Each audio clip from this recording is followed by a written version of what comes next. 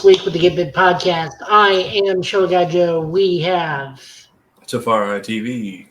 Will cannot join us today. He had a family emergency. We wish them all well. As always, we are a Blurred Nerd podcast. Words do fly. Turn down those subtitles if you're afraid of getting hit by them. By all means, please also understand a lot of what we show may or may not be suitable for young children. Your discretion is advised. Also, some content we will be talking about also not appropriate for young children. So, we have been warned. We have been doing. How you been doing? I'm all right. Almost done with South of Midnight. Really good Walking Dead stream. Lot of nerdy news the last couple days, so I can't complain too much. Also, Sinners is great. If anybody gets time to go see that, that is just a fantastic piece of cinema. If you would ever like to appreciate it, and I'm never a person who's like, you need to see it in the go see it in IMAX. Ryan Coogler is clearly a dork about aspect ratios, and it's very clear why in this movie. The transitions to scenes is very much a director's dreams, and he is living in it. Yeah, apparently Haley Steinfeld and Michael B. Jordan have great on-screen chemistry. Keep Shameik Moore in the house. I'm not joking. There are some things in there that boy does not need to see. He will not recover. Like, lock him in the house, take his phone, unplug his Wi-Fi, physical video games and Blu-rays only. I need Spider-Verse. How does this man punch in the air? If once you get to a certain scene in the movie, all I'm going to say is, oh, he's kind of busy right now, ain't he? Yeah, that's, if you know what I mean, you don't know now, you will know, and you'll realize why that boy should be blocked from the theater should he try to buy a ticket. At least, if he goes to see the movie, I need him to record all his Spider-Verse lines, like, today. Like, I cannot have you emotionally distressed because you saw some things in there you shouldn't have, and now you're upset. Also, did not expect Asian representation in this movie. Like, I knew they were in the Deep South, but I was very shocked to see them, like, accent and all, like, in this film. And I'm just like, I can't wait for, like, the historian side of the world to get a hold of this movie, because there's very much some blanks I need filled in. I wonder if it's like Chinese and Malaysian people from the South. I can't really tell. It's very much clearly immigrants, but that have been either here for either a generation or two and have very much adapted to where they're at, and are very much an integral part of the community, which is a good setup for the first half. Well, maybe I'll go see it next weekend. This weekend is very, very busy tomorrow and the next day. Oh yeah, you have is this the Blossom Festival or something else going on? No, Blossom Festival was last week. So tomorrow, back to back, I got National Board Game Day. Oh. And then immediately after that, Middle Tennessee Anime Convention. Okay. And then at 5 o'clock, I leave there to go to my friend Phil's house because it's WrestleMania Night 1. Okay. I'm going to need a nap. Yeah, naps are great. Yeah. I'm probably not leaving my house until WrestleMania Night 2 starts. I'll just clean, I'll vacuum, I'll dust, and then I'll lay there, play Monster Hunter, and just wait until it becomes 5 o'clock and then leave. That might be me tomorrow. I think it's going to be very much in the house, catch up on content type of day. Whoever at Amazon delayed everyone's Sonic 3 Steelbooks till Monday, I hope you stub a toe. Because I bought the Sonic copy and the Shadow copy. Walmart sent the Sonic copy early.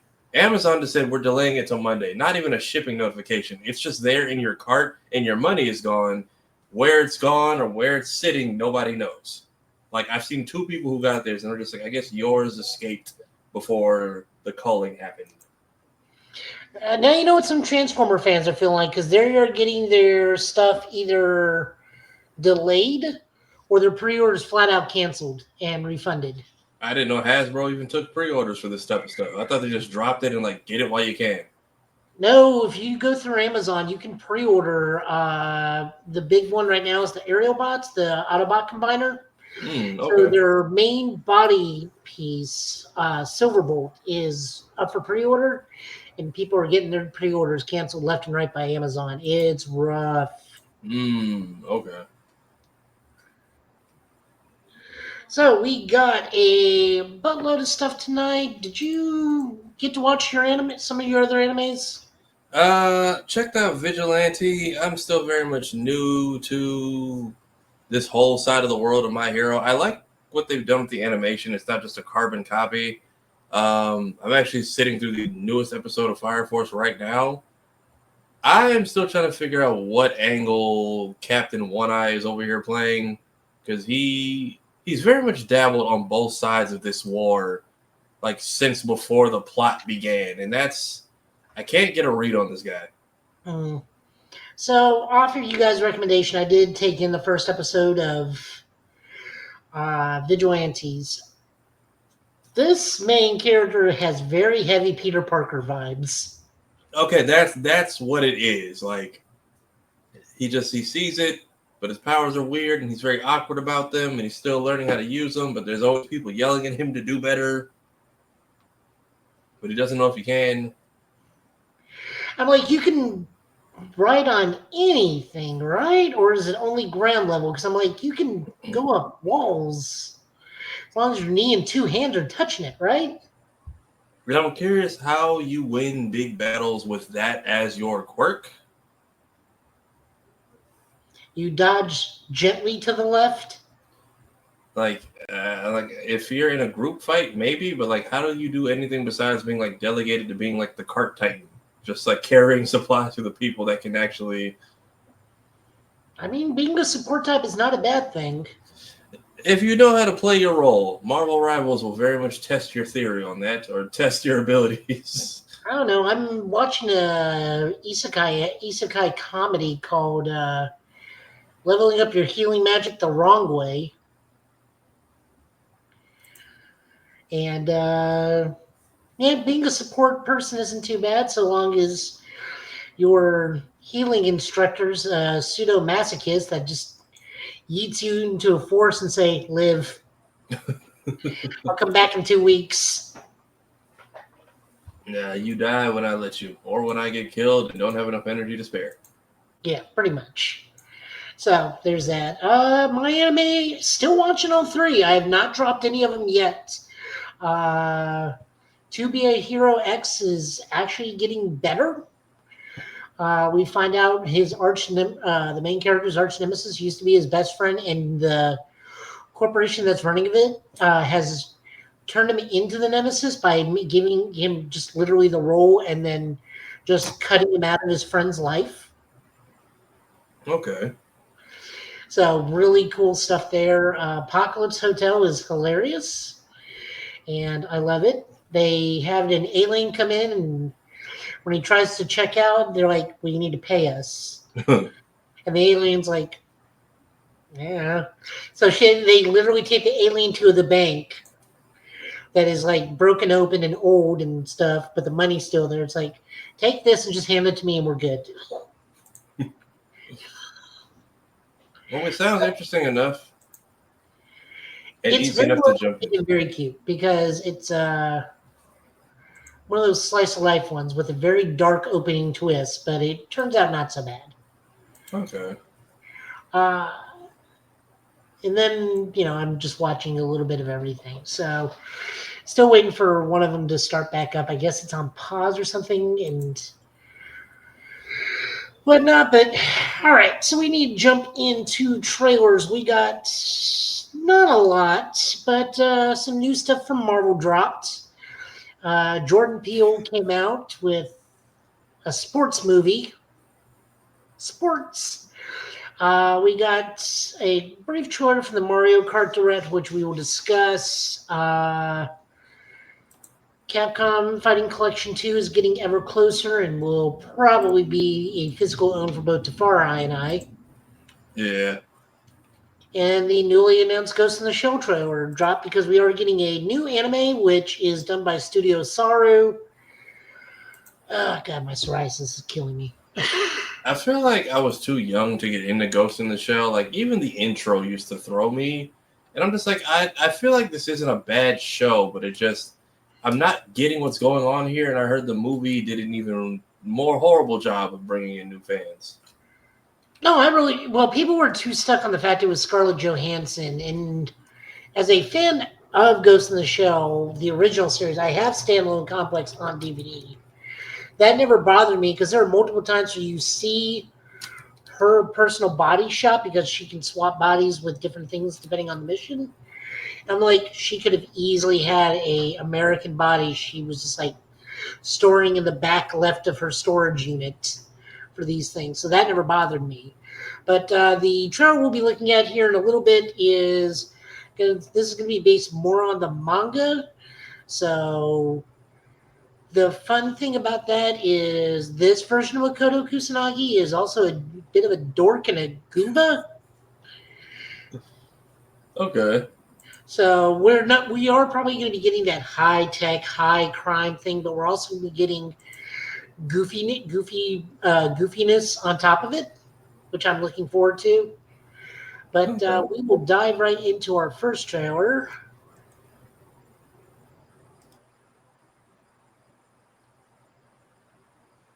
Yeah.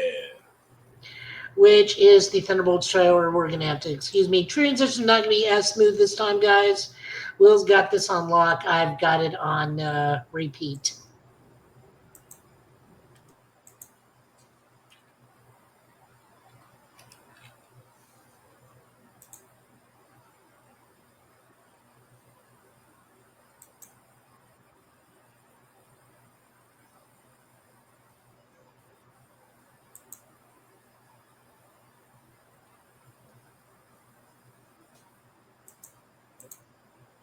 So I've seen the trailer. I'm not sure if the sound isn't coming through though.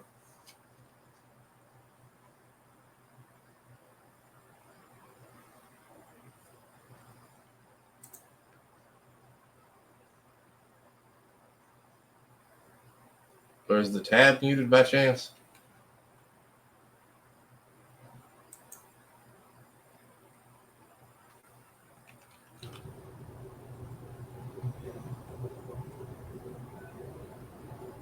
What's up? I was gonna say I think it's muted. I'm not sure if there's a thing you need to press or if the tab was muted. I'm muted. Well, the video itself I wasn't getting anything out of it. Okay, I was trying to make sure the video doesn't double itself. Maybe I need to just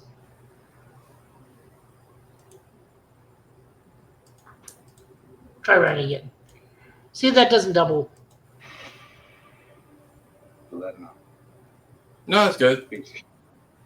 There is no higher calling. Your sister understood something about that. I should have come back for you. No. That's just a fairy tale.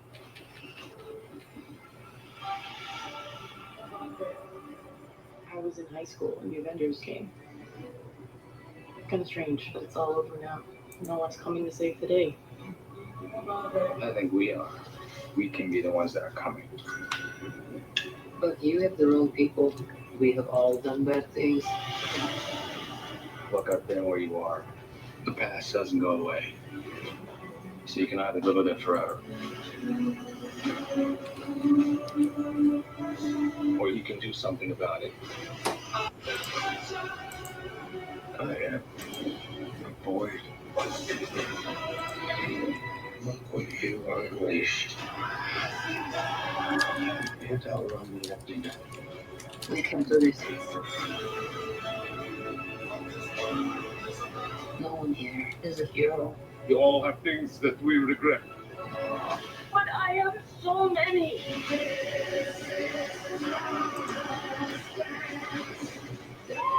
Lena, when I look at you, I don't see your mistakes. That's why we need each other. We can't stop them alone. No one can. But we can find a way. Together. Marvel Studios Thunderbolts. Under pressure.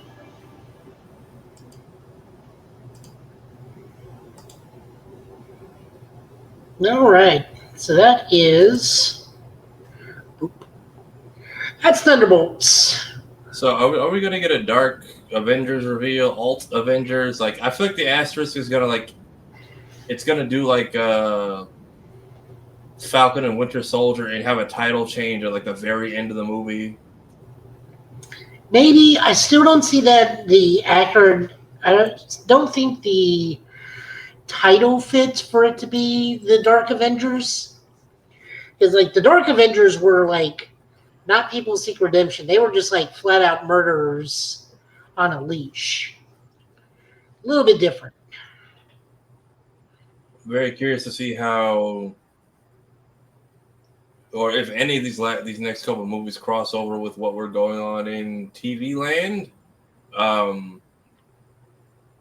Like, if everybody just obeyed fist curfew, be outside when Boyd was attacking.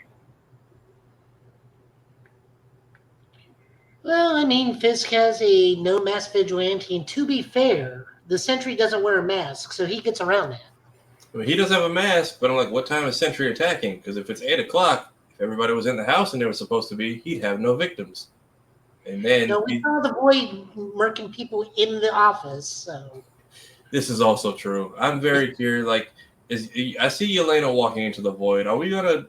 And he's in Doomsday, so I'm curious if Void survives just to get bodied and made an example out of by Doom, just to set the power scaling.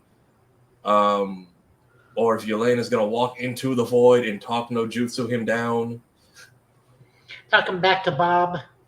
Basically, and let Bob know, hey, it's your quirk, not his. It seems like it's going to be a decent flick. It seems like I'm not, because someone else brought this up on Blurred's. I'm like, we keep seeing the same scenes over and over. So there's a lot they're not showing us on purpose. We still yet to like fully see Taskmaster in any of this. That's I'm like, does she get removed, or how early did she get killed? Because her actor also was the only Thunderbolt not announced for Doomsday. Trying to think what else is going on. I'm curious who all Valentina could have under her belt, because I could easily see her having Jerry Hogarth under the legal defense, but I don't know what the rules are as far as those characters. I know Fisk isn't allowed on the movie screen for whatever reason. Daredevil they squeeze by. So long as he's not in the Daredevil costume, it's Matt Murdock, I think he can get away with it. It's because Kingpin is a Spider-Man villain first before he was Daredevil's primary antagonist, and Sony technically owns all film rights, movie rights to Spider-Man villains. They do not own television rights. Okay. Yeah, I very much would like to see some of the Netflix people start making their return. Like Jerry, as much as I hated her because of how well she was written as a villain and just horrible person, but good as a legal person. That very much seems like the person Valentina would have. But I'm also curious to see if anyone actually sticks with Val as not so much a hitman, but hero for hire after this. Who's actually doing the contract kills? Who is she offering them? Not severance, but amnesty? Is the power broker going to make any kind of comeback? It's tough to say. The only time where it was actively a time where the version of Thunderbolts were actively doing it to alleviate prison sentences was Luke Cage's version of the Thunderbolts. Okay. But we're not getting that. We're kind of getting the new version of Thunderbolts, which is the version Bucky leads, and there is no Taskmaster on that team, but Sharon Carter, under her Destroyer persona, is part of that team. Okay. I'm just, they've left us with enough mystery. I'm excited to have curiosity of where is this going versus kind of how we were in Phase 4 with the early multiverse stuff, where it's just these solo movies are cool, but how does all this intertangle? I know James is very protective of the Guardians, but I was very much expecting a Kang cameo at some point with the High Evolutionary. True. Finding out that was, if you told me that was one of his students from centuries ago, I would not have been shocked. I was expecting just a small little nugget. Yeah. We'll see. We got 2 weeks. I'm very excited. I'm still looking for at least one glove for my Zemo cosplay. Yeah, hey, to the people at Allied, I don't know if you guys are sending out invites yet for that, but I would love to be a part of it. Thank you so much. Same. I would love to be a part of it. I have to. I'm keeping my eye on my screener site that gives free screeners, but it looks like it's only doing it in limited cities this time. So you may be able to get in if it's not completely sold out. Yeah, Texas seems to still be the place where people are like, we can clone California there, and luckily no one's figured out that you can't. So they keep trying, which works for me. As long as it doesn't have the Virginia state flag in the movie. Why is that a problem? Texas has banned it in schools because they say it's improper.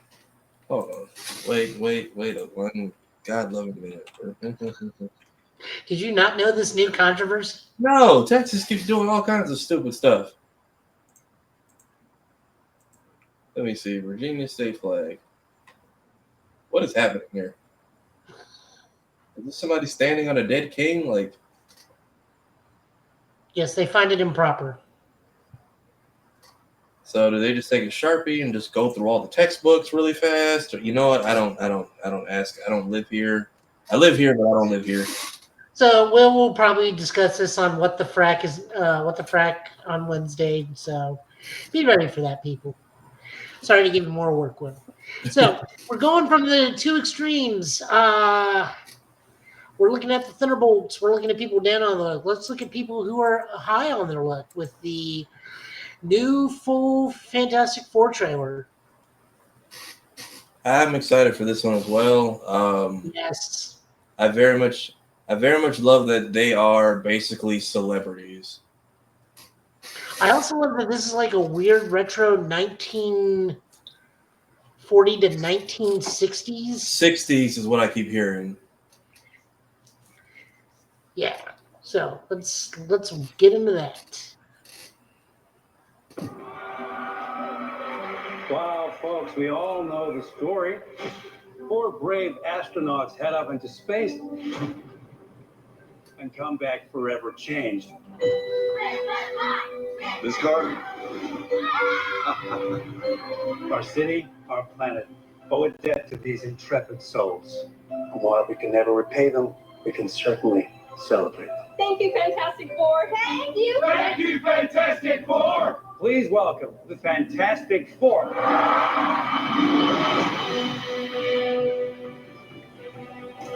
Herbie, how's that sauce looking?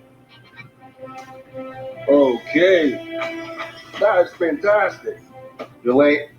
What do you mean? What do you mean, what do I mean? You're late for dinner. Yes, we are. You're late? I just said that. Are you pregnant? What? Hmm. You're gonna Okay. be the mom in the world. And you are gonna be the best dad. Just kidding. You are out of your depth. We are gonna be the best uncles ever.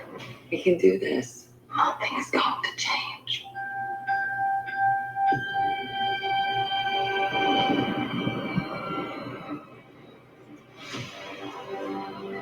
Are you the protectors of this world?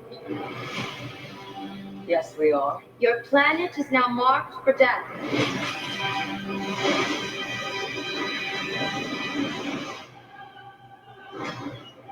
It's my fault.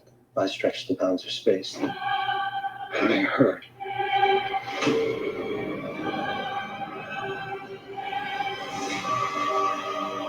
Are we safe? I don't know. That's not enough time. I'm not giving up. We will face this together. We will fight it together. As a family.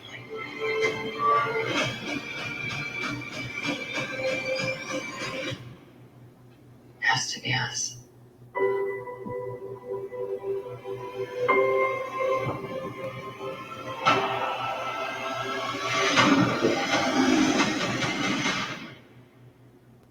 We will protect you.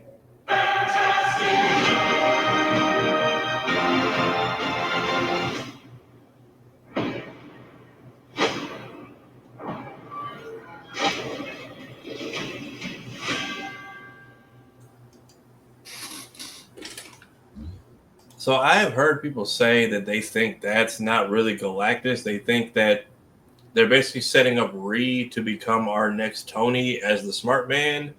And he is basically being haunted by nightmares the same way Tony was just before building Ultron.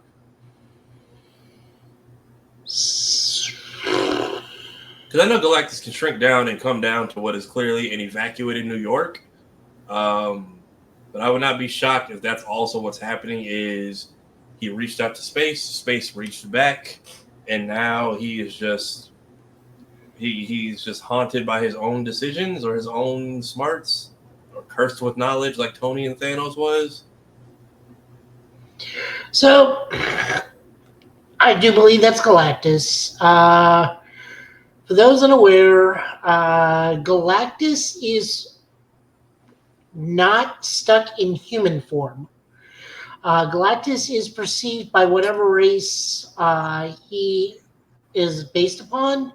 They see it as a giant version of themselves to a degree. So, like, if he's on a planet where it's large sentient amoeba, he appears as like a giant sentient amoeba. On the Skrull planet, he's perceived like as a giant Skrull. On the Kree world, he's perceived as a giant blue Kree. So on the human world, he's perceived as what he is because that's what our perception of him is.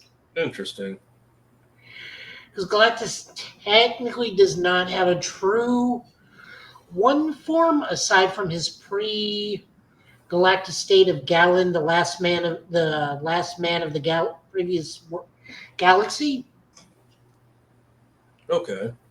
So that is Galactus. A lot of people are already having problems with female Silver Surfer.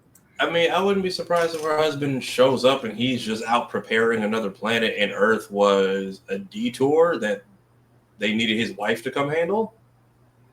I mean, I wouldn't be upset if they traded Frankie Ray and Silver Surfer's thing and let him be the let Norrin Radd be the fire elemental. But like a lot of people are having the real problems with Shalia Ball being Silver Surfer, not Norrin Radd. And then this could still be a one-off universe. Like, I get it. They're calling it First Step, so we could potentially get another sequel, or at least I hope more Fantastic Four in other stuff.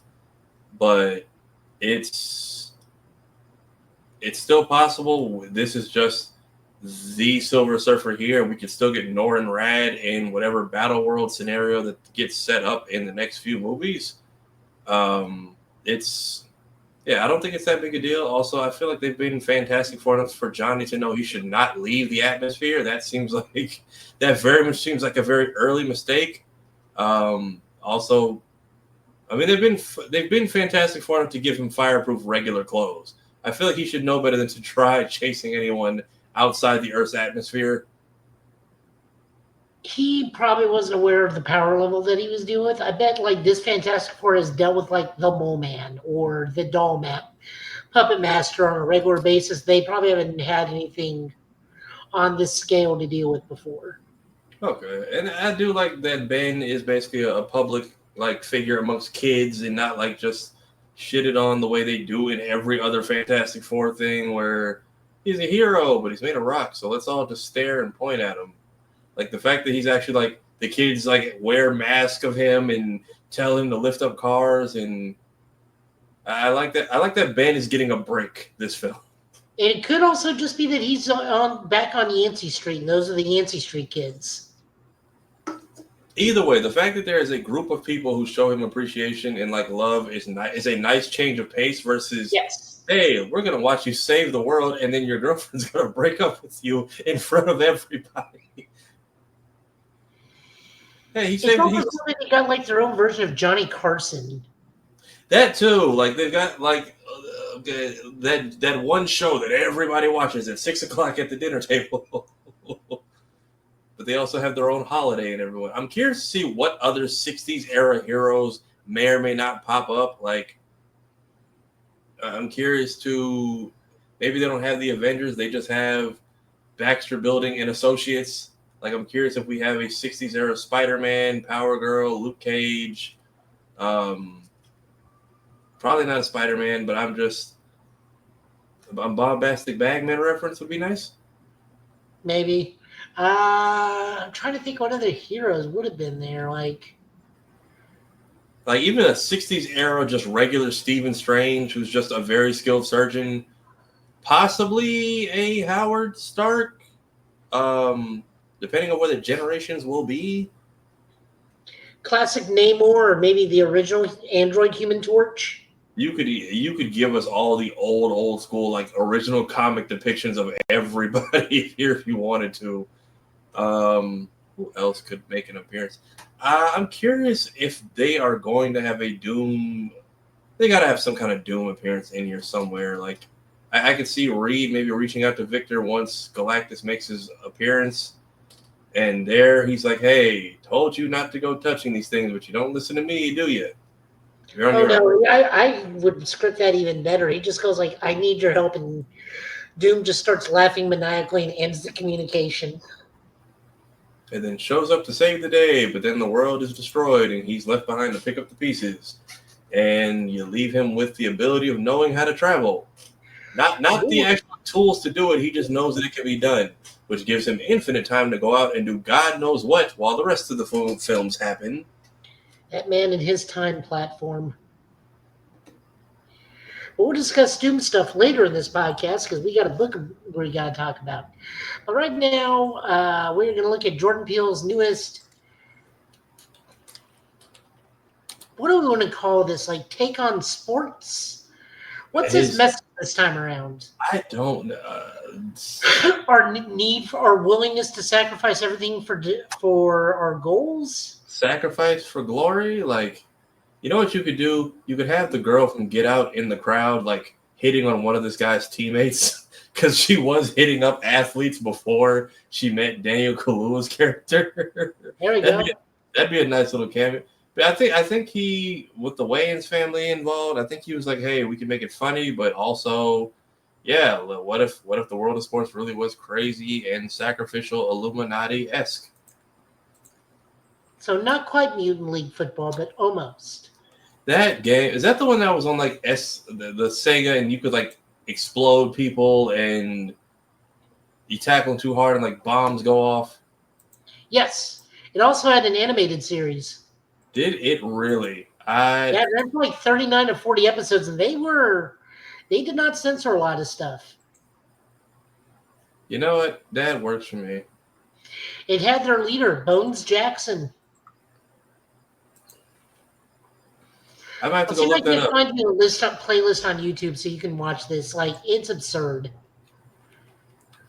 Okay, I might have to go check that out because I remember playing that like with my cousins and my uncle. And I'm just like, yeah, I don't want to play regular sports. I like the game where people just blow up for no reason, and now I am missing half a backfield. But you know what? It's worth it. Yeah. So here is him.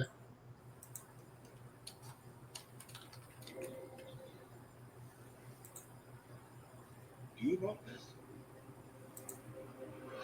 Do you want this? If you want to transcend the game, you have to dig deep. Your mind and your body have to be in sync.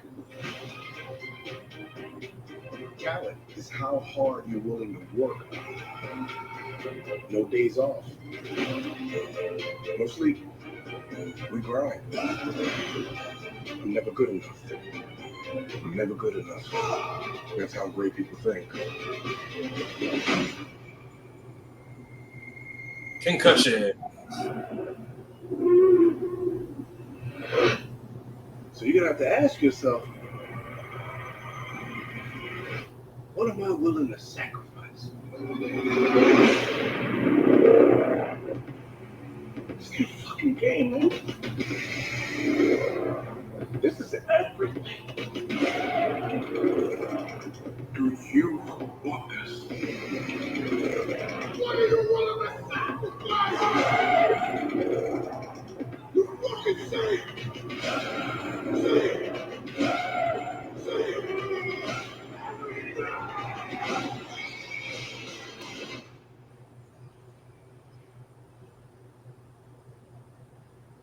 And show me.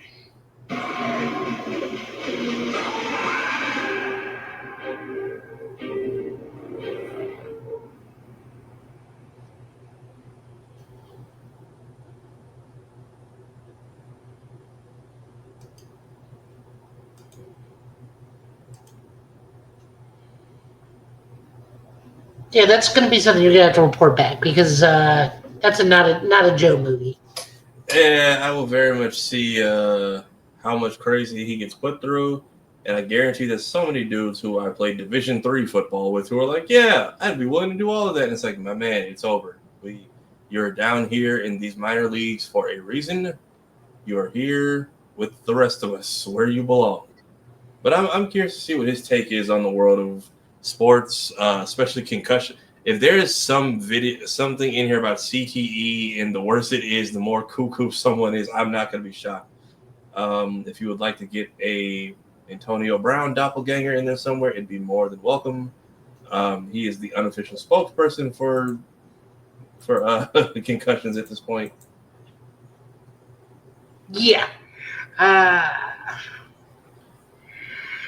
His movies are always super trippy, and the trailers are even trippier than the whole movie itself. So Yeah, and this time I don't think I heard any like remixed hip hop score, because what was it? He had 5 on it for Us. He had something else for Nope, and I'm blanking on what it was for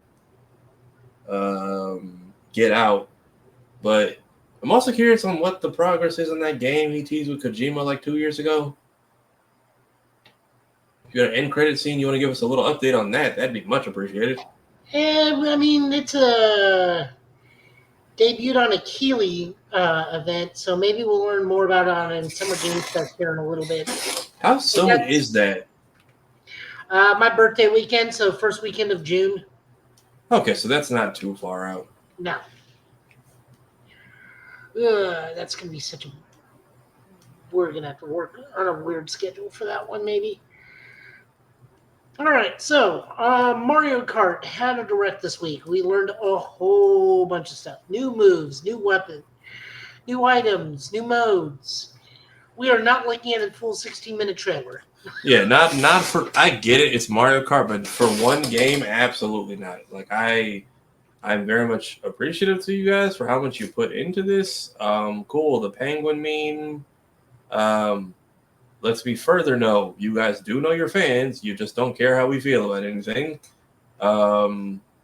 They did debunk that it is not more expensive if you get it physical. It's $80 flat, regardless if it's physical or digital. Okay. Which is fine. I do like that. Well, let's look at the trailer. We got the Japanese trailer that came out a little bit ago. Swap back over. Only 30 seconds. Yeah, that works. This is from 13 hours ago, so not too bad.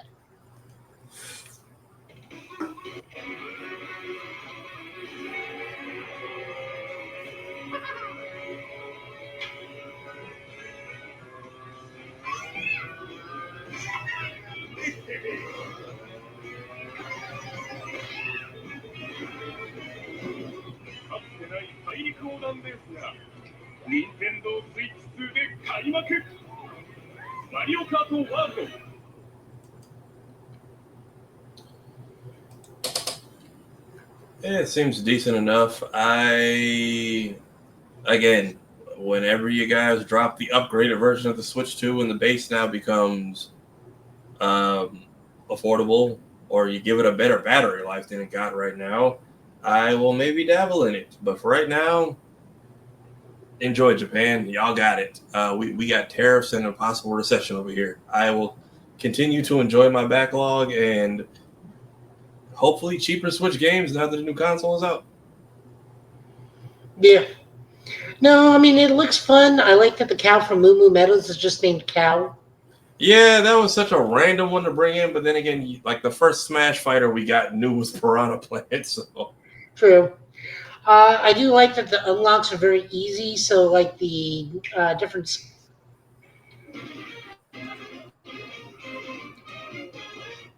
Quiet, you. That the different... you just are able to pick up different skins by going through various fast food joints, drive-thrus, and you get like a little item that spawns a food that when you use it, it gives you a new costume, and then that costume is unlocked to pick from Jump Street.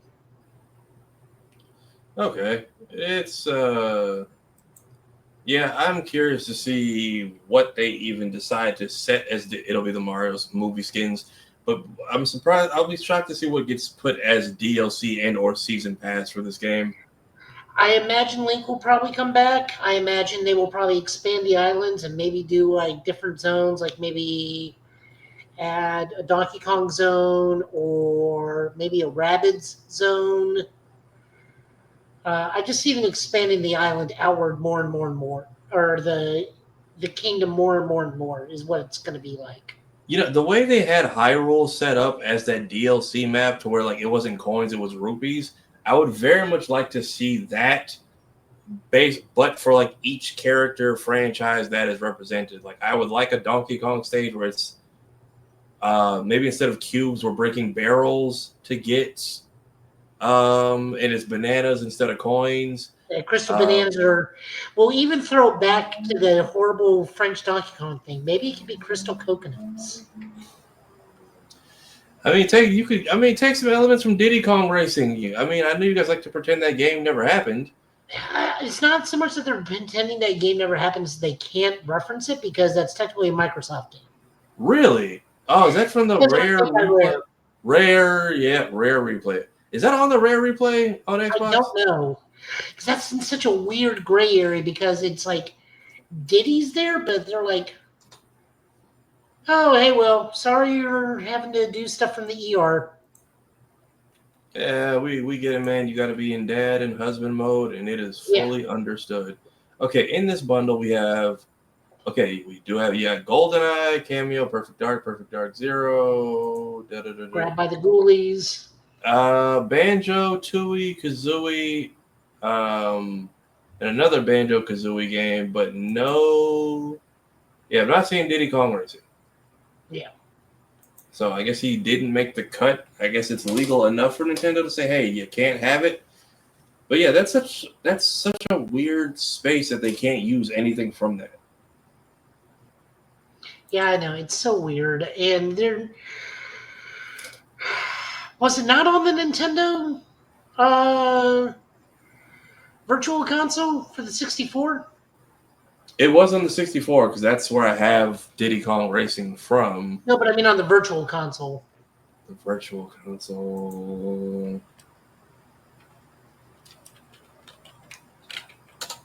Let's see. Oh, like the Switch Online thing? Yeah. Yeah, I don't know if it's ever been put on the online store. But I would very much like to see more character themed stuff, like fully immersed the way they did Hyrule from Mario Kart 8. Also, if you're gonna give us a free character, make it Link. I don't want to have to. Don't make people have to buy this character twice. I feel like that's just overkill. Like Zelda / Sheik, maybe, but like. No, I mean, if it were up to me, I'd do like 3 racers a piece, like Link, Zelda, Ganon, and then expand the kingdom to have 3 tracks. That, or if you can keep getting these other fighters from Smash, maybe bring them in, because I think Cloud coming in on like the Final Fantasy VII motorcycle and having a race through like Sector 7 or something like that, I think would be, or Midgar. Nice. Yeah, like y'all have clearly built some kind of relationship with Square Enix at this point. So you go like Midgard, Gold Casino, and Realm of the Ancients. That too. I just hope that I'm curious to see what they do because I played a little bit of the closed test. That Sonic Crossworlds game actually isn't bad. I'm waiting for it. It's interesting. I think they gotta kind of tone down the animations and the weapon spam. That's the only thing that gets annoying. I'm waiting so I can see if I can play as Ichiban. Ichiban or Kiryu. Okay. But yeah, I'm curious to see what else comes from this Mario Kart. I'm curious to see how it plays, what the whole deal with the exploration is, and how that trickles out once it's done. So moving on over, we got a fighting game show we're going to be looking at. This is the physical reminder to buy the physical release. If you do, you get a free comic book saying, "Here's what's going on with Capcom Fighting Collection 2."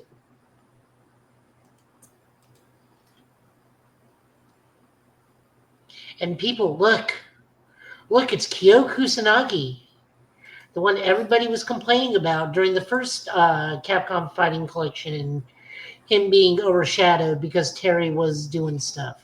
Look, he's there. He's real. He's a real boy.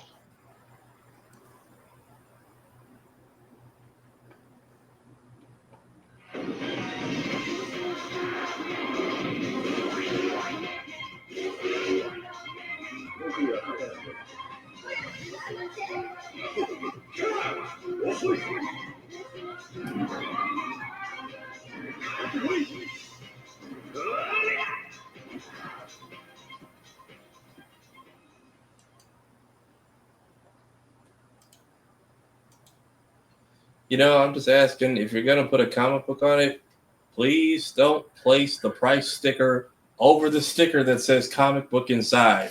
Because like I almost had, the dude at GameStop clearly thought I was about to like have a moment in the store, or at Best Buy I think it was. I was like, hey, that's what it was. It was a young lady at Best Buy. I was like, I'm supposed to get a comic with it. She's like, we didn't get any notice, but like, is that a thing? I'm like, yeah, it says it's supposed to come with a book. And then I take the little pre-order sticker off because they slap that thing over, and it. If you ever get it from Best Buy, the pre-order label takes up the entire front of the case of whatever you're holding, and it's so annoying.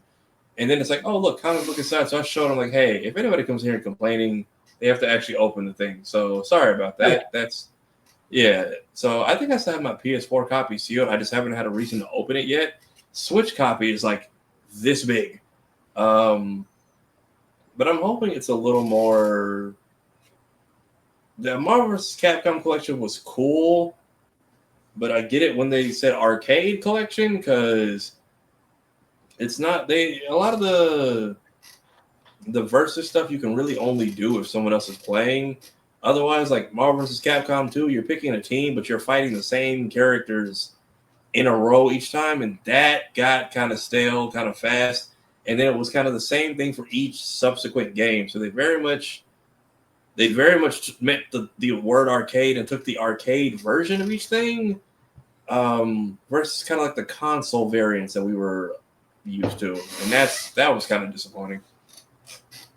Yeah. Also, on a side note, Capcom Fighting Arcade and Capcom Fighting Collection 1 are getting an update that is adding adding in some new modes, new versus systems in it. I believe X-Men vs. Street Fighter is getting the third version of the arcade added to it, where that Juggernaut bug is fixed and whatnot. So there actually is an update for that. Moving on down the thing with our final trailer tonight, then we'll hop into news. We are looking at the new announcement trailer of Mamoru Oshii's Ghost in the Shell, which is getting a brand new anime probably this fall, I imagine, done by Studio Saru. So that means this thing's going to look absolutely gorgeous. So we will pop right over into that.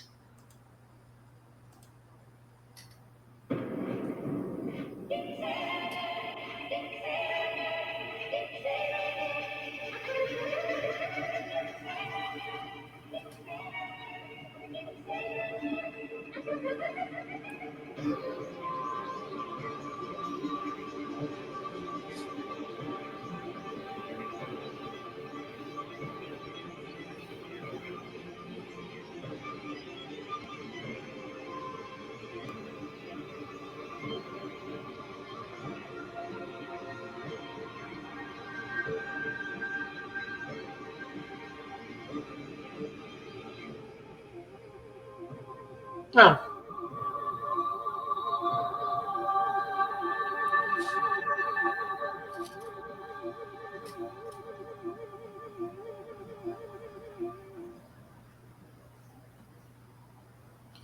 So is it like a remake of the original Ghost? Is it a sequel? No, so what we're basically getting Because what Ghost in the Shell Standalone Complex and was basically kind of like a retelling of the original movie, this is going to be a straight up adaptation of the manga, Okay.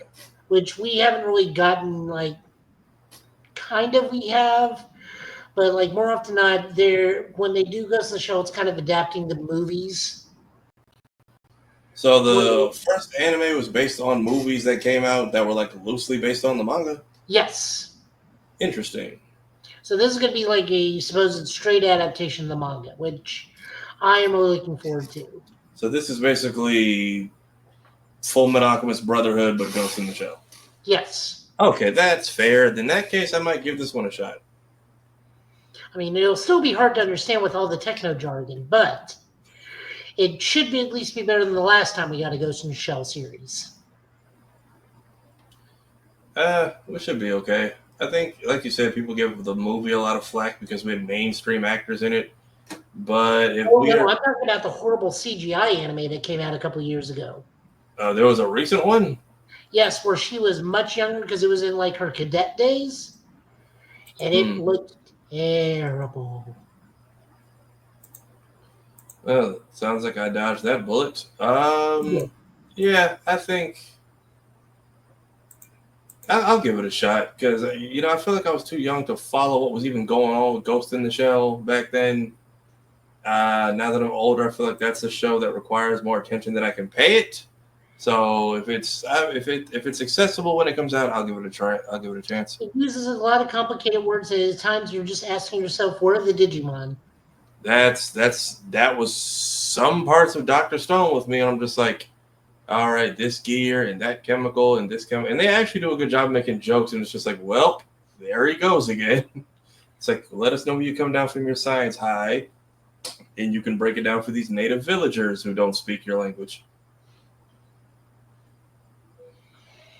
All right, so now we're moving over into our news portion.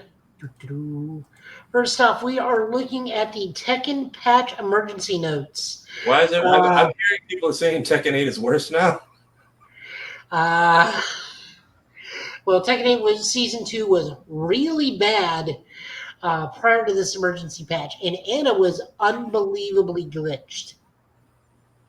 Like invincibility frames, like No, so like when she does her slap, she has the potential to glitch out and take the opponent's moveset, and likewise the opponent can take Anna's moveset.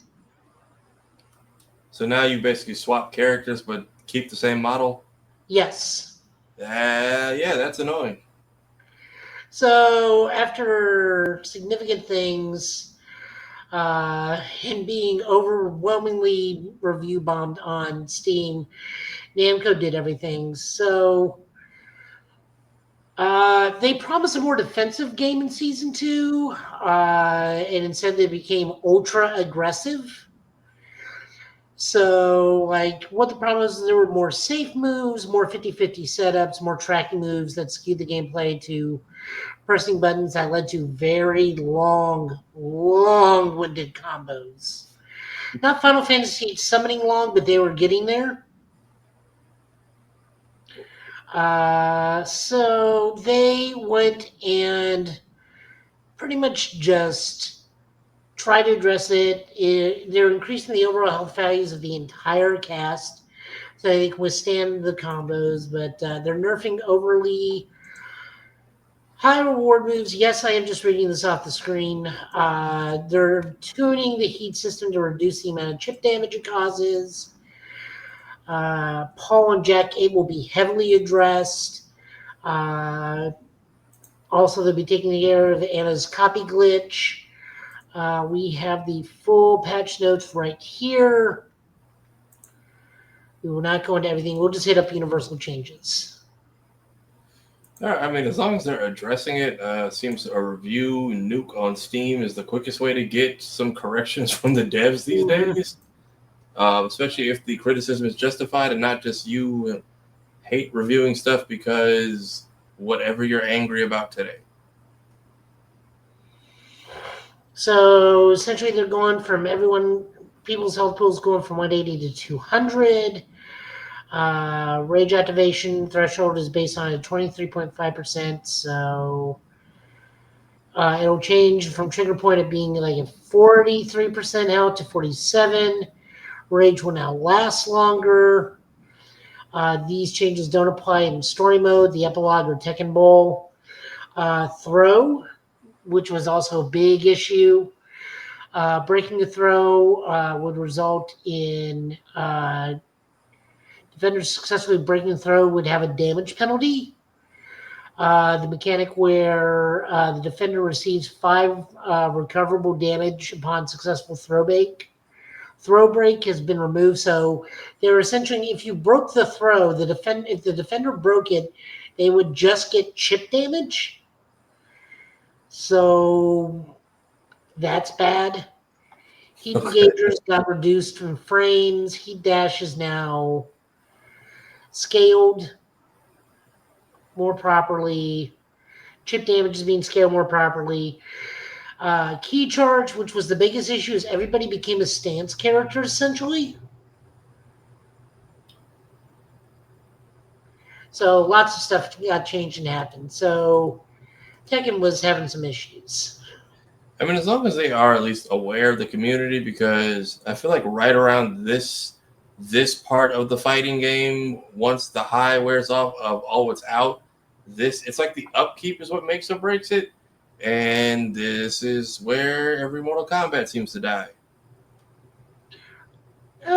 Kind of. I think what kind of killed Mortal Kombat 1 was the lackluster DLC expansion. Not so much the characters, but the story itself. Because Mortal Kombat now is known more for its expansive story and characters than it is the actual gameplay and the game loop.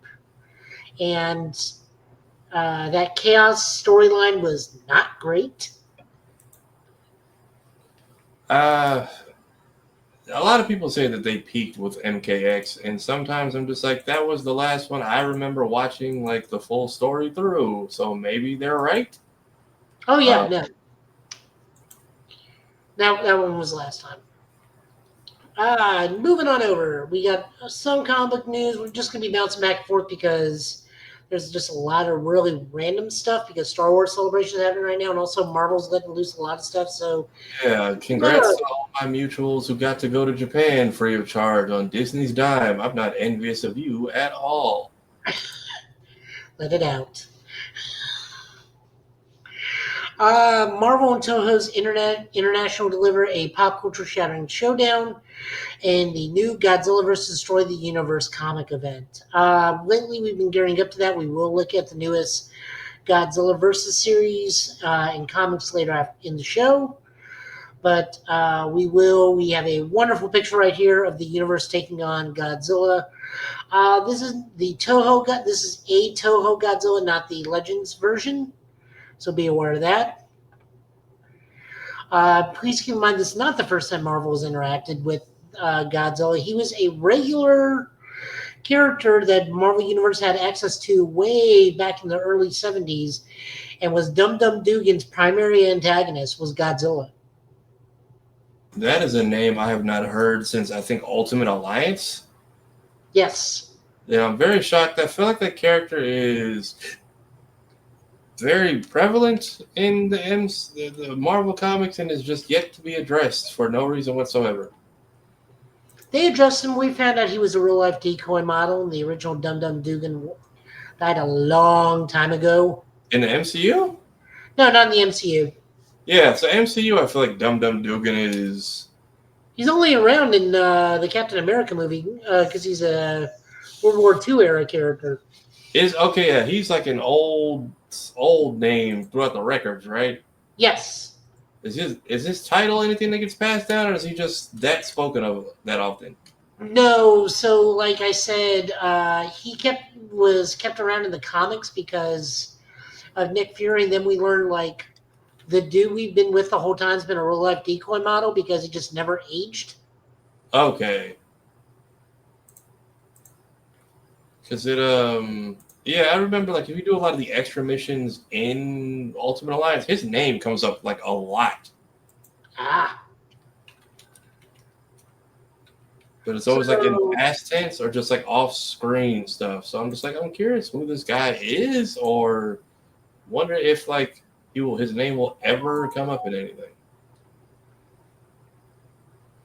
So we got an all-star cast of Marvel characters villain packed with fighting Godzilla, ancient celestials, a symbiote bonding with Godzilla at one point.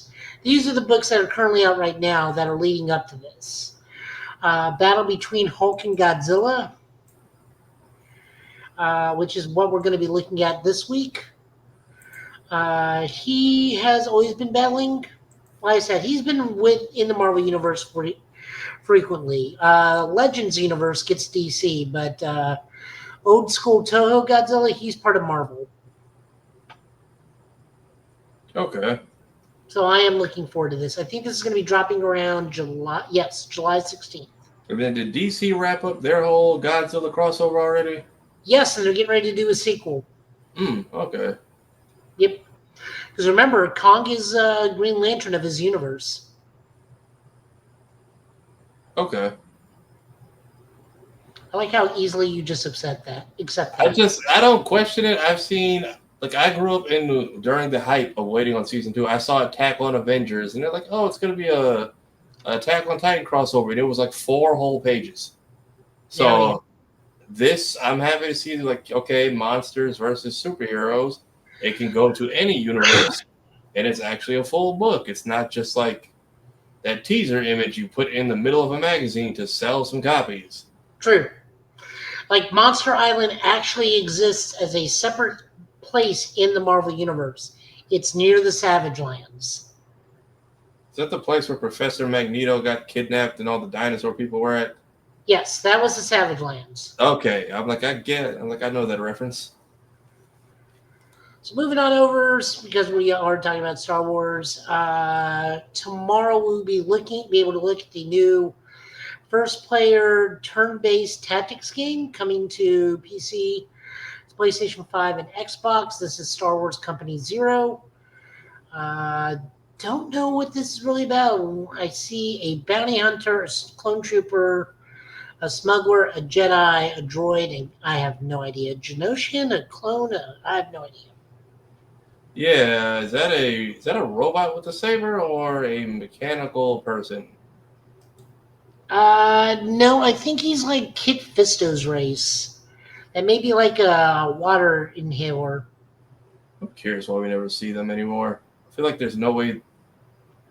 I feel like there's no way the Empire gets jurisdiction over. I feel like there's no way the Empire gets jurisdiction over a underwater planet. Well, they allied themselves with the shark people of that planet. Did they? Yes. Okay, I guess you could team up with somebody to get some kind of common ground. Yep. So we will have the trailer for that in next week's show because it doesn't debut till tomorrow. So look forward to that. Moving on over to X-Men because we do have X-Men news. The Hellfire Gala is coming back this year in 2025, but this is going to be called Hellfire Gala Vigil because we're going to be honoring, the mutants are going to be honoring the fall of Krakoa. 1 year since the fall of Krakoa.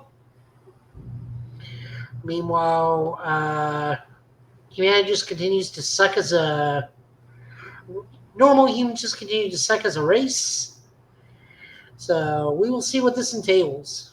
Yeah, I'm very much not hearing great things because I guess the people up top were just like, we're done with Krakoa, throw it in the trash. And then there's a lot of people saying, oh, they're only going back to this because they see how much people are losing it for the Hellfire stuff in Marvel Rivals. So now it feels like a cash grab with a little, very much no love, and now you're trying to circle back on something you completely had no intention of ever revisiting. So calling it a vigil instead of a gala feels like, let's see if we can milk this a little bit more. At least that's the discourse I'm seeing online. Yeah, I don't believe Tom Brevoort for a moment, who's Marvel executive editor, saying, we've been working towards the vigil for a year now. It's like, you have not. Like, we review these comics on a weekly basis. You do not touch on you very, very rarely touch on Krakoa. It is like all your writers, with probably the exception of Gail Simone, who's writing exceptional X-Men, even thinks about Krakoa. Like Emma's literally the only one that thinks about Krakoa and everything that the children could have had but don't get to have because of stuff. And Storm, I don't even know why Storm's big there. She was never on Krakoa barely anyway. She was always on Mars. I heard that too. So they're very much just like, did you bring people in here who know what's going on, or did you just give them an assignment and told them get there however you need to? Yeah, pretty much. I mean, she was there in the beginning, but the moment she started having rank on Mars, she never left Mars. Which is like, it's one of the very few times where Emma gets in her face and completely shuts Storm down because she's like, you haven't been here. You don't know what we've been going through. You never left your seat on Mars. Very rarely someone can take Storm down a peg. Very rarely. Especially, does this cross over with her own comic at all, or is that a separate continuity? Yes. Nope, this is going to be crossing over. The writing team is going to be Jed McKay, Gail Simone, Eva Ewing, Alex Packendale, Colin Kelly, Jackson Lanzig, Jeffrey Thorne, Jason Liu. There's Storm's writer right there. Muriel Adiole. So this is going to be like a big book, probably, or a lot of little anthology stories. Okay, if Ayudele is on it, that's cool, because I would hate for him to get James gunned by this situation where it's like, I'm actively working on something, and now you want to throw other stuff into the plot I had worked, and now I gotta shift around that. But if that's not the case and he's at least involved, that gives him less problems to continue his Storm I feel series. like he has to be involved since Storm is like the main person on the cover, on two covers, and then Emma, and then Rogue. Yeah, I know, but I'm saying, like, I'm glad they're at least involving him versus throw Gamora off a cliff and then you go to James and the third one's like, and figure that out on your own. True. No, I'm looking forward to this. More than likely, I will buy it. I will look for the Emma Frost cover. I am horribly biased. No one needs to be surprised by this. I am straight up with you guys every time Emma comes up in anything. I will always say point blank, I am biased. That's fair. Plus, this is just a really nice cover right here. It is. If you are an Emma Frost fan, they very much had you covered with that one, especially because it's just her. Yes. And unlike the Rivals version, she can't crush me with these things.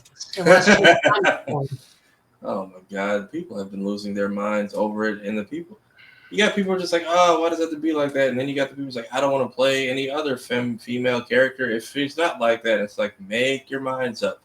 This is why the devs of new games are blocking you people ahead of time. Like they know their audience. Yeah. So moving on over to DC. DC announces Batman the Immortal, teasing this is a reimagining, so this is an Elseworlds tale. This is going to be a miniseries. And Batman and all of his allies are going to have tokusatsu superhero costumes. This is being done by Kyle Higgins and Matt Groom. If you do not know who they are, they were the writing team for the Boom Studio long-running Power Ranger series. And Dan Mora, who does just God's work on comic book art, is coming to do that as well. We are seeing various stuff, and there's Robin looking like a little Red Ranger. I dig it. The big old tokusatsu swooper stuff. I need to see how cinematic the suit up routine is. I bet it's a henshin sequence. I'm curious if it's just like the signal goes up in the sky and then the suit flies to them, or if it's just a bat watch go. So if you actually want to see something like that in like old school 70s, I did watch it. I did see Batman versus Yakuza Justice League. How was that? Because I was actually decent. Okay, because it very much felt like it didn't need to be made up front. And I was like, I don't think enough people watched the first Batman Ninja for y'all to make a second. Yeah, it's actually decent. I Okay. I actually enjoyed it. My favorite part is Alfred.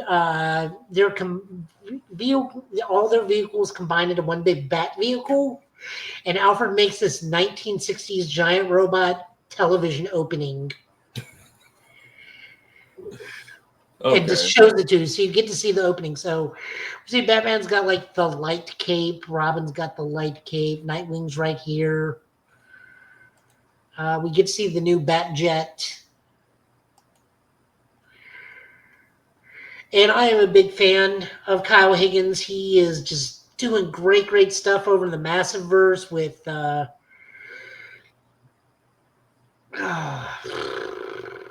Sun and the Supermassive stuff. So I am actually very much looking forward to this. Maybe like the only Batman comic I buy. Not even Ultimate Batman? Oh, Absolute Batman? I'm not reading Absolute Batman. Not for the same reasons Will is. It's just I'm just not a big Batman fan. I'm a fan of like Nightwing and the other characters. I'm just not a big Batman fan. Just because he can get out of too much, the man might as well be magical. Okay. Yeah, I'm curious if we get an entire suit up sequence of the Bat family, like Bat Family Go, and then we get at least 3 characters doing their transformation like an OG Power Ranger sequence. I am game for that. I wonder if they get a Megazord. It'll probably be something like out of what was the movie? It was one actually. Pacific Rim.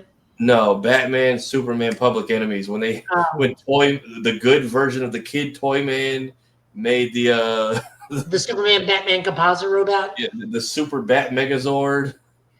I'm saying it right here. This thing turns into the head of something.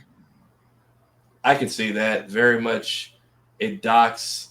The wings go up and it docks onto something else that comes up underground, or each member of the Bat family has a vehicle that turns into a different part of the body. Alfred sends out the torso. He's got enough Robins. I'm curious, does Jason have a vehicle, or did that go to somebody else after the crowbar? No, he's got his own vehicle. He's got his motorcycle. Okay, so moving on out, this also just got announced at Star Wars. Maul Shadow Lord. This is the next animated series. Yeah, I don't know what this is going to be. If this is going to be like... They did say what this is. Okay. So this takes place... this is the same dude that is doing the voice work for Maul from Clone Wars and Rebels. This is happening in that time span during the Solo movie, where Maul is a crime lord.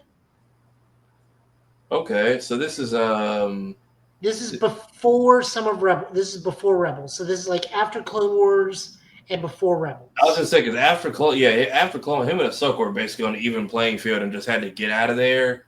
And I'm curious to see what because they have free reign to kind of do with him what they want up until a certain point.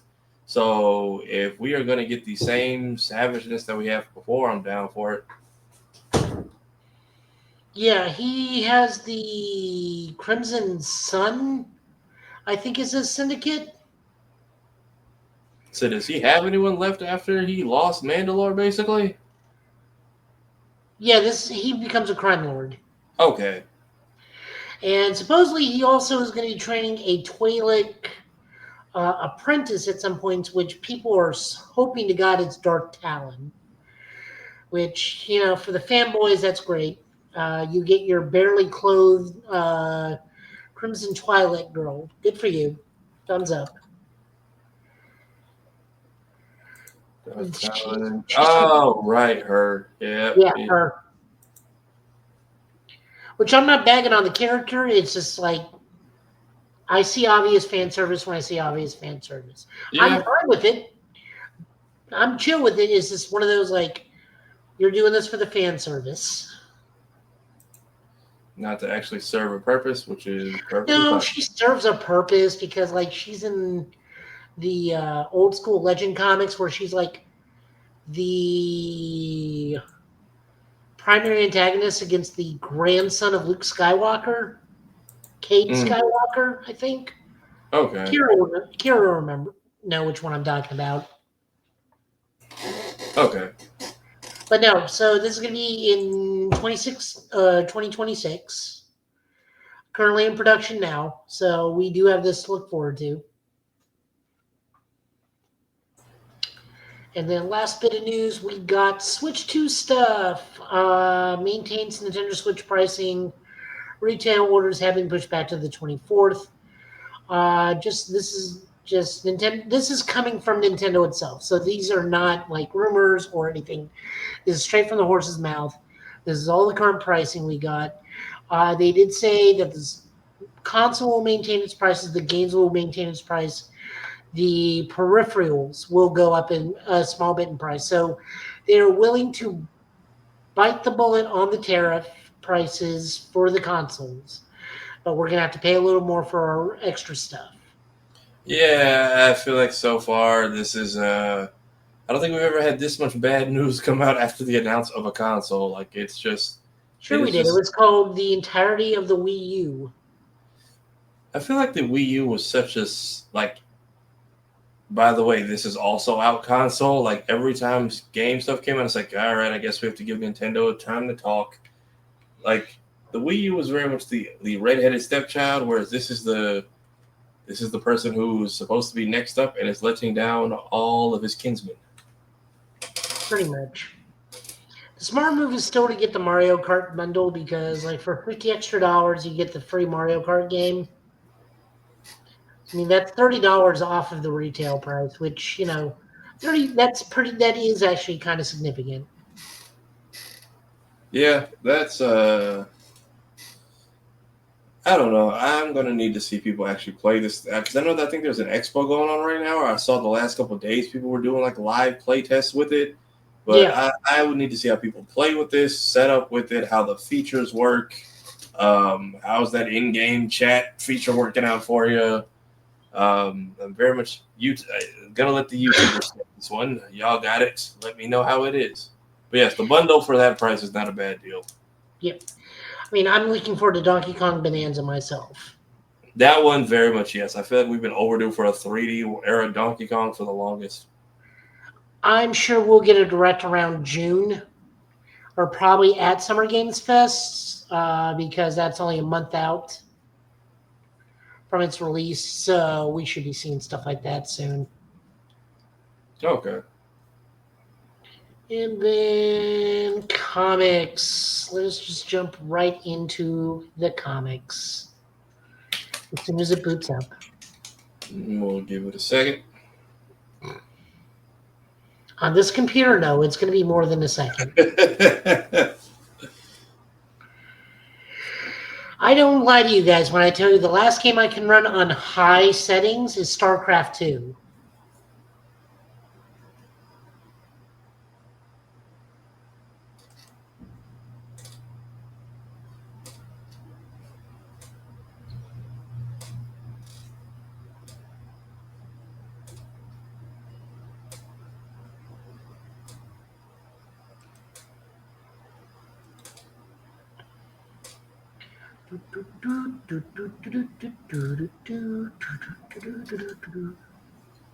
If you why don't you go with fashion sense?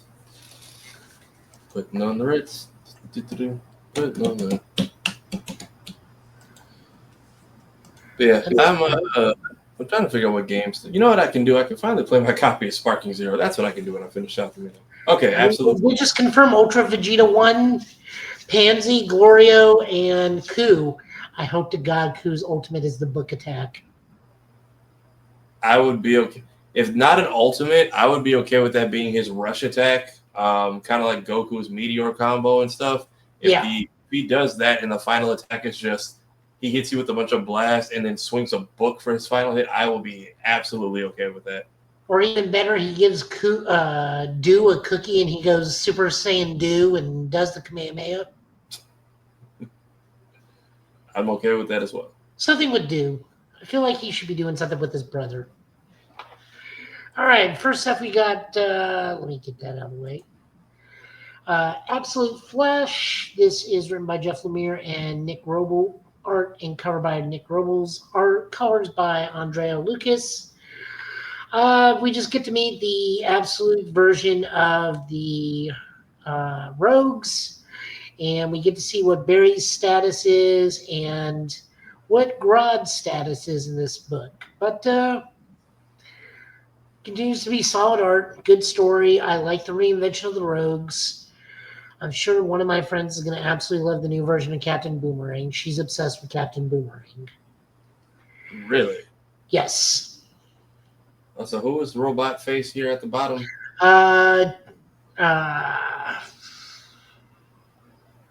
He's either this version of Toyman or he is Grifter? not the Jester. The version Mark Hamill is the Prankster. Oh. Okay. So yeah, solid book. Moving on over, we got the Summer of Superman special. This is a 3-part mini anthology story. First part written by Mark Waid, second part by Dan Slott, and third part by Joshua Williamson, with art by Jorge Jimenez, and art finishes on chapter 3 by Belina Ortega, epilogue art by Dan Mora. So this is actually a really important book. You get to see, as you can see right here, Steele finally marries Lana Lang in this issue. We get some setup to the actual story of the overall DC universe happening in this book, as well as 3-time Superman fights Validus of the Future Foes, which is usually done by the Legion of fought by the Legion of Superheroes. So this is like Superman fighting Validus when he's Superboy, as seen right here with Krypto. When he fights Validus again pre-wedding and fights Validus during the wedding. Okay, so this is just like 3 different stories in the day in the life of Superman? Yes, but they all kind of connect, and it actually does play into the large role of the DC universe. I'm kind of thinking that's what the movie is going to be like. It very much seems like we are not getting just one overlining thing. It feels like it's going to be just a day. A week of Superman. It feels like it's going to be just a day in the life of the DCU, and I think I am perfectly okay with that. Like, No, I'm fine with it. if you're writing these movies, if each movie is like an episode of Justice League Unlimited, where it's like, hey, we're focusing on this character, but we're not just going to ignore that everyone else is here, and you might be on a date and there's some eyeball monster and Guy Gardner in the background asking for help while you take your time putting your boots back on. But yeah, I always like these kind of stories. I think All-Star Superman had kind of like this kind of thing going on. So these are always good if they're written well.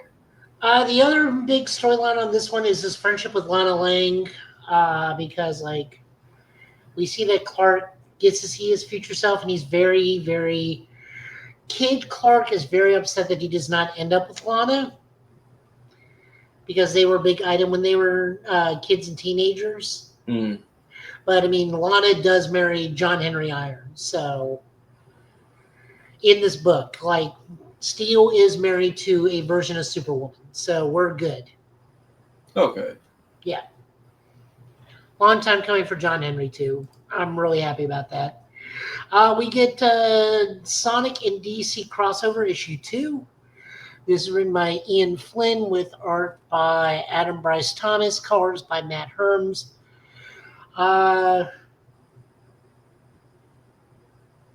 Stuff happens. Really one big spoiler. Darkseid is going after the Omega Gems, and he summons all of his generals to go after all the other Chaos Emeralds. So, like, for example, Batman and Shadow's going up against Steppenwolf, for example, and Knuckles and Superman are going up against Calabac. Stuff happens, and a big thing happens on the final page. I do not want to spoil, but this book is fun. The artwork is good. Ian Flynn knows how to write both good Sonic characters and good DC characters. I'm not sure if he's the primary writer for Sonic or not, though. I think they are in good hands. From what I've seen from this comic, it seems like they are not taking it seriously and just having fun with it, which is perfectly fine with me because that's what you get when you put Sonic into it, unless you are writing like Sonic and Sally Acorn Rebel Fighter type stuff. So having Darkseid and his Herald show up to take on Sonic and friends just so everybody gets some screen time, I perfectly okay with it with me.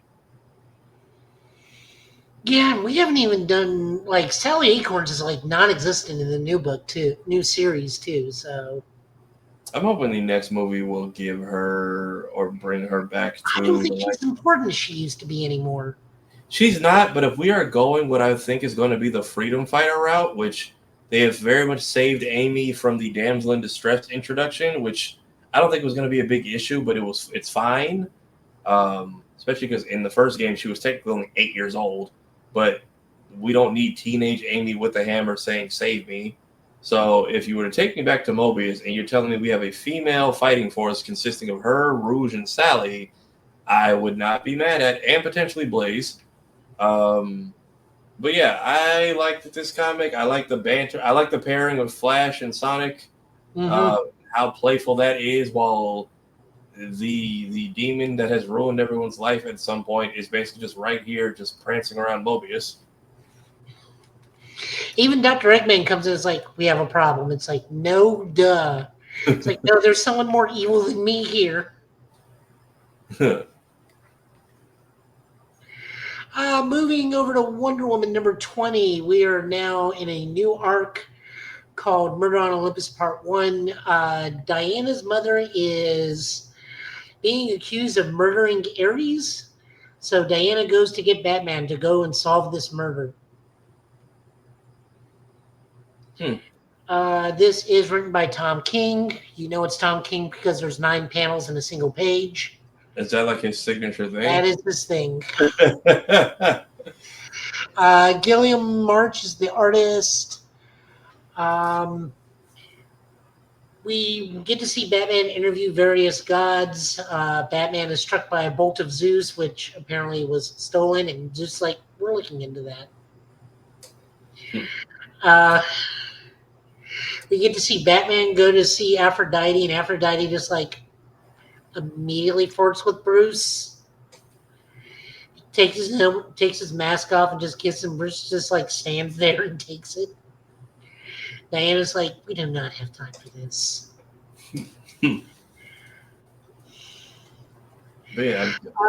Good book. I am looking forward to this. A good murder mystery is always fun, and Diana and Batman are always like a lot of fun and stuff together because they used to try to make them a thing in the old Justice League animated series.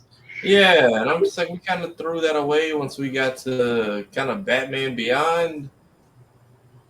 Well, we never really saw Wonder Woman and Batman Beyond. I mean, we had old cranky Bruce alone, so it's. I mean, they made sure to reference him and Barbara and their little fling, which was. Yeah, we don't talk about that. That's a Bruce Timm only thing. That was. I'm like, of all the plot lines you could carry over into that next generation, that's the one you want to bring over. Yeah. You could have mentioned, hey, you had Wonder Woman. Ooh, did anybody like you? Like an older Diana coming to visit every now and then for this old stubborn guy? Like, nope, just. This kind of proves that a lot of the artists and writers that are in DC right now are the kids of that Justice League book, because over in Green Lantern Corps, it's John and Shaira. Yeah. Together, and they have no history in the comic, but all of a sudden they're like big time flirting. So. Yep. And then John goes to the future with baby mama drama.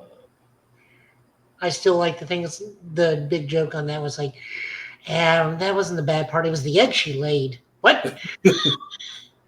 He's joking, Dad. And then he has to come back and it's like, well, me and her had a kid. It's like, but you're dating Vixen, so how's that working out for you there, buddy? Yeah. All right, moving on over into Marvel, we got Exceptional X-Men. This is written by Eve L. Ewing. Colors by Nolan Woodard. Art by Carmen Carino. We were still picking up off where Mr. Sinister has been outed as the main villain for this arc, who currently has Axio and has made a clone of Axio to try to infiltrate Kitty Pryde's X-Men. That's all I'm saying because this is... That saying anymore would spoil too much. Okay. It's the most X-Men we're going to get lately because, hey, 97. Anyone remember that show? We're also looking at this book because this is pretty much a new version of Generation X, which is one of my favorite teams. Okay. Yeah. Moving on over, we have very obvious Godzilla versus Hulk. Oh, they went old school dummy Yeah, this soup. was Showa era Godzilla. They went soup meme of the tree getting stuffed in Kong's mouth Godzilla. We got Victory Dance era Godzilla. This is written by Jerry Dugan, art by Giuseppe Camincoli, and inker Danielle Orlandini, colors by Federico Blee. Monsters are real. They're using all the people knowing of gamma radiated scientists to try to combat these monsters. Godzilla comes in. General Ross and Bruce Banner launch in 2 different variants of Mecha Godzilla. Old school Showa Mecha Godzilla to try to take on Godzilla. It doesn't work. And there is such a thing as Hulk Godzilla. I feel like What If kind of gave us that, but even then, that whole episode was kind of that was something. Godzilla absorbs a gamma bomb and hulks out for a little bit. You know, that I can see happening, especially after these last 2 movies where he just, hey, if you throw a nuke at him, it automatically heals him back to full health. We also learned that Godzilla respects the Hulk because Banner Thunderbolt Ross is going to shoot Banner in the head as Godzilla was leaving, and Godzilla turns around and death glares Ross. Hey, Zilla will shoot the fair ones and very much respect your gangster if you can stand up to him. Yes. So this was a lot of fun. I dig the fact that it's old school Showa era Godzilla. A bunch of old school monsters appear. I'm not going to spoil which ones. It's just a fun book. And then rounding out the evening, we got Superior Avengers. Doom makes his own version of the Avengers by using his time and space platform to pick people out of different timelines where his role reigned and flourished, and makes him his own personal Avengers. Oh, so none of these are good people. Got it. So it's a female Killmonger, a version of Abomination, who's their Captain America, Olivia Octavius, female Dr. Octopus, a version of Onslaught, our version of Ghost, because we got to have her in a book because we got a movie we got to promote, a version of Malekith, and Christoph Von Doom, the son of Doom. Okay. So stuff happens. I'm not going to go into this version of the Avengers fights Annihilus. So Annihilus comes, tries to take over the Capitol, and these version of the Avengers, because like I said, only this is our version of Ghost, because the Marvel version of Ghost, the comic version of Ghost is male. So this is our version of Ghost. They are all taken from different timelines. I said, but it seems like they all almost have like knight or like soldier-esque armor, but in a modern or Doom-esque armor to an extent. Yeah, what he really only says most of the time is "Hail Doom." Okay. But this is Emil Blanco, the Abomination. He's Okay, just because I was gonna say because I see the poster, but I'm like, where is? this is Abomination. Okay. Yes, Killmonger, Onslaught, Abomination. This terrifies me, by the way, is that they found a version of Onslaught. What is he normal? Well, isn't Onslaught usually more like hulked out? Yes, this is a version of Onslaught where it's using the weathered husk of Charles Xavier to exist. Ugh. So yeah, but it's like, you know who Onslaught is. He's like the angry psychic part of Charles with Magneto's abilities.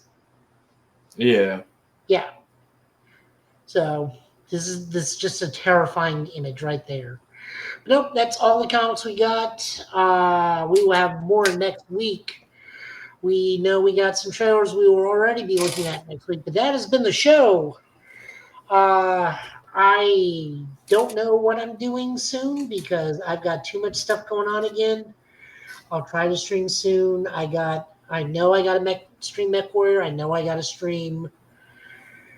I've been streaming my plays of Monster Hunter. Right now, I am abusing that poor frog monster, Chattacabra, because they got a special mission out that if you fight him, he drops a lot of armor upgrade orbs right now for events. So that thing has me in it more than Kermit the Frog has Jim Henson's hand in him. It was funnier in my head when I said it. Other than that, I'm just trying to exist in the moment, guys. Like, a lot's happening. May's going to be very busy for me because it's API Heritage Month. So I'm going to be with the API crew a whole bunch. I'm already being part of the baseball night, the soccer night, an art festival at the National Frist Art Museum. I'll be there in traditional kimono, my summer yukata, and just a whole lot of other Ghostbuster events. Con season's up and running. I don't think I'll be cosplaying too much, but I'll be at various conventions either as a Ghostbuster or just staying as myself. By all means, stop me, say hi. I don't bite. Unlike what Will says, I'm not as intimidating as I appear. Like I'm 5'5". I don't have claws. I have little wooden salad tongs that look like Wolverine claws, but I'm not that desperate. No, I have they're little salad tongs that look like you used to toss salad. That's cool. You guys got the Heritage Month. If you can, I would tell you guys to go. I would love to hear you guys' input on centers and the representation in there because I feel like that's a part of Southern history I know nothing about. There is also a sequence that really does a callback to the individual cultures of everyone who was in the scene, including the Asian counterparts. So I'd very much love to see how the community responds to their place in that film. Because they weren't just like throwaway characters either. They very much had a purpose. They very much were integral to the plot. They very much were a part of the initial community that is established, even to the point, I won't say to criminal activity, but just to like, yep, this is the type of shit that goes on here on a Tuesday afternoon, type of stuff. Yeah, so what else you got going on outside of all that? No, that's it. That's all I got. And apparently they are Chinese people, so I will have to look into that. Okay, so I believe so because there's a moment where I believe they spoke Mandarin, but very much the culture, these Southern folk, they were just like, was that Chinese they were speaking or whatever, or but I don't know if they were just assuming. It was a lot happening at the moment. I need to see that again. Yeah, for me, what do I have? Oh yeah, the 30th anniversary of a Goofy movie video has been posted. I also made a short about it because I forgot Disney used to throw like music videos at the beginning of some of their VHS tapes. BlurredCon's YouTube channel, I just put up an old interview with Walter Jones and our friends from Three Black Geeks, doing Power Ranger Morphin interview type stuff. Room Full of Blurs, we finally got to put up the documentary style stuff I shot for Janelle Monáe. Let me see what else I have going on in my own life. Sinners. I posted my own little quick review of that. Please feel free to go check it out. I also got to see The Amateur early. I also got to see an early screening of Ianu, which I think is on its 4th episode on Max right now. Getting ready to switch up the stream schedule after next week because Monday I think I have like 15 minutes left to South of Midnight, so I will try to stretch that to a full stream. Wednesday, I'll be finishing The Walking Dead. Very much fun on the last chapters. Thank you all for tuning in for that. That will be me officially completing the franchise, excluding Michonne, because why? I may go play some more throwbacks. I am not 100% yet. Having trouble deciding what to play next. Maybe I will stop neglecting Pokemon Snap and give the Switch version a try and actually go complete the game. That is about it for me. Blurred's Eye, clips Monday, Wednesdays, and Fridays. Streams, I'm also crowdfunding money for DreamCon because we're doing press again this year. And traveling is not cheap, even if I am driving. So vehicle is probably going to need a quick body spa day and just trying to get ahead of the curve on that. But other than that, just follow me on all the socials. I'm around doing everything and all the things. Yep, and that's it for us tonight, guys. Should be back next week. Hopefully everything's good with him and their family. We wish them all the best. And we will see you guys next week. I was trying to think of something good to go out on, but hey, happy Easter. Yes, happy Easter. Thank you. I keep forgetting it's Easter. Usually Easter's earlier in the month. Yeah, it's at a weird time. We keep forgetting about it since COVID because we're just like, hey, we have a Friday and a Monday off for some people. And I'm like, right, there's a reason for that. So hope you all had a good Friday. I hope you got the day off. If not, I hope they paid you time and a half properly. Yes. All right, we'll see you guys next week. Thank you so much. Peace.